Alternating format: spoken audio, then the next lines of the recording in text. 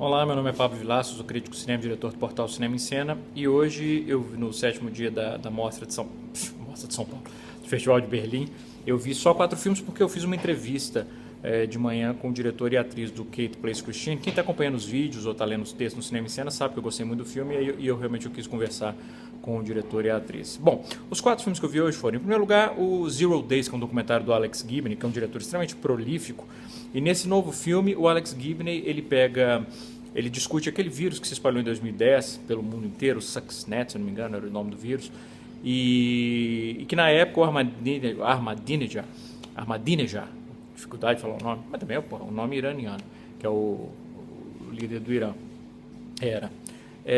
Na época ele disse que o vírus tinha sido criado pelos Estados Unidos e por Israel para sabotar os programas nucleares do Irã e tal, e soava como mais uma maluquice do Ahmadinejad, como uma teoria da conspiração insana. E o filme mostra que ele tinha razão. O filme, aliás, as fontes do filme são difíceis de questionar. Ele entrevista ex-diretor da CIA e do NSA, entrevista agente do Mossad, uma ex-agente, aliás, uma agente da CIA, expert em segurança. Enfim, é um filme muito bem embasado. E o que é interessante é que o filme, embora ele trate de um assunto que pode soar técnico demais, chato demais, que é um longo trecho em que ele analisa, discute o código do vírus que foi vasculhado em busca de pistas, poderia ser um negócio chato, mas ele transforma aquilo quase num thriller. Cria um suspense com aquilo. É um trabalho muito bem realizado. Além disso, o filme acaba suscitando uma discussão que eu acho que é importante, que é a questão da segurança digital e a maneira como a internet acabou gerando um novo tipo de guerra. E se os outros tipos de guerra, por exemplo, guerra nuclear, ou simplesmente uma guerra com confronto usando avião, tanque, hoje eu estou um pouco confuso porque eu estou cansado. Existem tratados internacionais que regulamentam o que se pode e o que não se pode fazer. Convenções que estabelecem, não, isso é demais.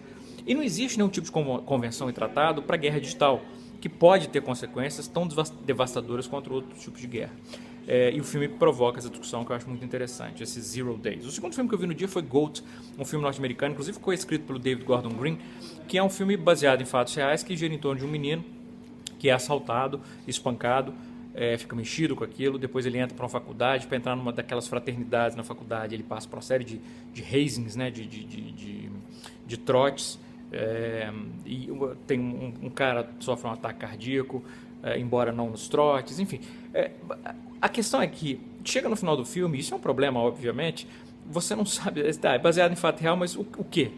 O que foi baseado em fato real? O assalto com espancamento, os trotes, o ataque cardíaco do cara, o inquérito aberto pela universidade. Quer dizer, é um filme que chega no final, ele é tão sem foco, ele atira em tantas direções ao mesmo tempo, ele é tão mal estruturado que você não sabe exatamente qual é o ponto-chave do roteiro, o que ele quer, o que tem a ver o trauma do menino com o assalto em relação ao que ele passa nos trotes. Desempenha algum papel psicológico, emocional?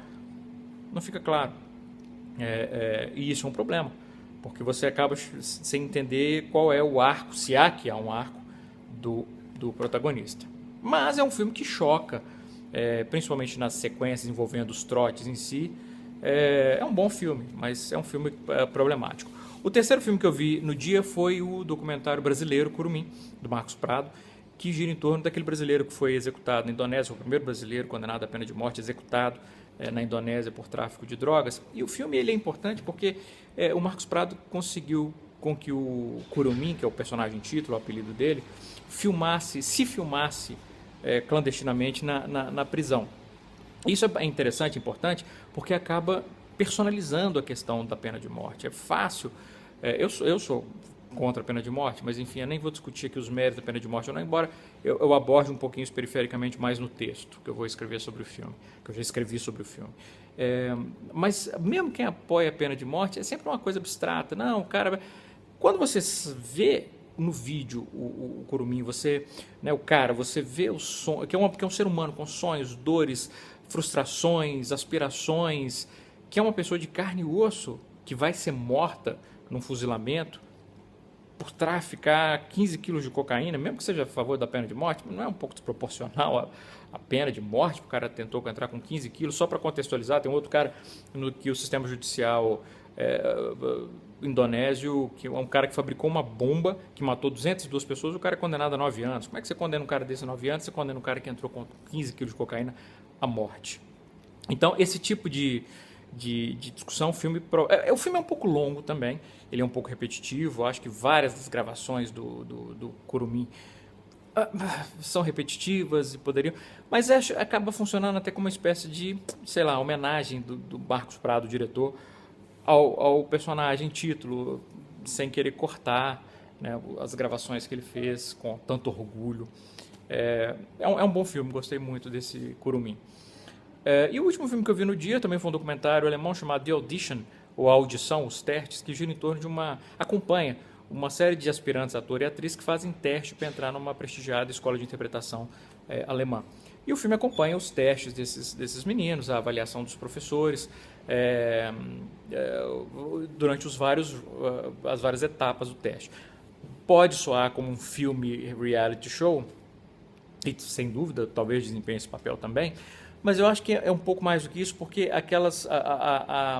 o filme cria realmente personagens naquela hora e meia que ele dura, e não só os atores e atrizes, mas é interessante porque a gente entende os critérios que são discutidos pelos professores longamente durante as suas deliberações, e a gente entende os critérios e os testes que eles fazem e como eles podem moldar um ator ou outro, e outros são praticamente impermeáveis a qualquer tipo de ensinamento. Então é um filme interessante. Sem falar que eu tenho um fraco por documentários que giram em torno de competições. Então eu gostei muito desse alemão, The Audition. E foi isso. Foram esses filmes que eu vi no 8º dia da mostra do Festival de Berlim. Um grande abraço, bons filmes.